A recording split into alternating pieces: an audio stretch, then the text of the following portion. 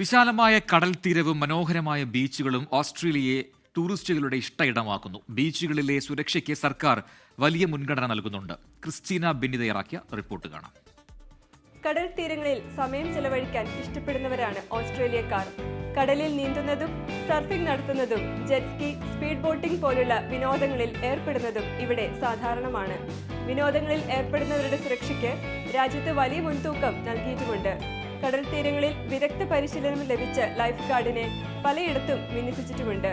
ഇത്തരം ലൈഫ് ഗാർഡിന്റെ സാന്നിധ്യം അടയാളപ്പെടുത്തുന്നതിനായി കടൽ തീരങ്ങളിൽ ചുവപ്പും മഞ്ഞയും നിറത്തിലുള്ള പതാകകൾ ഉപയോഗിക്കാറുണ്ട്.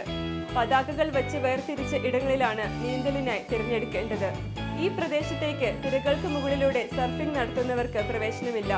പുറമെ കടൽ വലിയ തിരകളില്ലാതെ ശാന്തമാണെന്ന് തോന്നിക്കുമെങ്കിലും കടലിനടിയിൽ ശക്തമായ അടിയൊഴുക്കുകൾ സാധാരണമാണ്.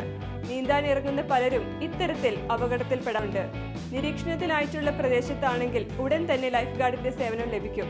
എന്നാൽ വിദേശത്തു നിന്നും പഠനത്തിനായി വരുന്ന വിദ്യാർത്ഥികളിൽ ഭൂരിഭാഗം പേർക്കും ഈ പതാകകൾ എന്തിനാണ് എന്നതിനെക്കുറിച്ച് കാര്യമായ അറിവില്ല. ചുവപ്പ് അപകടത്തിന്റെയും മഞ്ഞ ജാഗ്രത പാലിക്കണം എന്നതിന്റെയും നിറമായാണ് ഇവർ ധരിക്കുന്നത്. അതിനാൽ പ്രത്യേകം നീന്തുന്നതിനായി ഏർപ്പെടുത്തിയിരിക്കുന്ന ഈ പ്രദേശം ഒഴിവാക്കുന്നു. വിദേശ വിനോദസഞ്ചാരികളിൽ ചിലർ ഇത് സർഫിംഗിന് വേണ്ടിയാണെന്ന് തെറ്റിദ്ധരിച്ച് ഇവിടെ സർഫിംഗിനായും എത്താറുണ്ട്. വിദേശ വിനോദസഞ്ചാരികളുടെയും വിദ്യാർത്ഥികളുടെയും സുരക്ഷ മുൻനിർത്തി നിറങ്ങളിൽ അന്താരാഷ്ട്ര രീതിയിലുള്ള പരിഷ്കാരം കൊണ്ടുവരണമെന്ന ആവശ്യം വിവിധ കോണുകളിൽ നിന്നും ഉയരുന്നുണ്ട്.